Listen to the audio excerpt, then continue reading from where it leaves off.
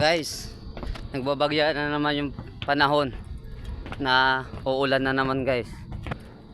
Tingnan nyo. Tingnan nyo yung mga paligid guys. Yan. Uulan na naman yan guys. Gawa ng ang bagyo ay nandito na sa atin. Pumasok na siya. Kaya guys, sa mga binabaha dyan, payo ko lang po sa inyo, mamayang gabi or bukas mag-ready po kayo. Baka kasi biglaan namang tumaas yung level ng tubig. Sa mga naanuhan dyan guys, na bahay na babahaan, dapat always ready lang tayo para makaano kaagad tayo kung sakaling tumaas kaagad yung tubig. Kasi guys, nagpaparamdam na naman yung yung ulan. Sa iba guys, umuulan na.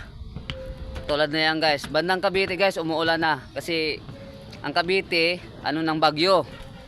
Sakop ng bagyo yung Cavite, pero malapit-lapit tayo sa Cavite.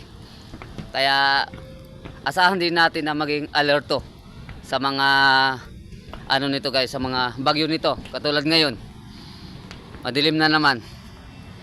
Baka mamayang gabi or bukas uulan na ito. Wag naman sana guys. Dapat lagi lang tayong naka-alert sa panahon. Lalo na ngayon ay December.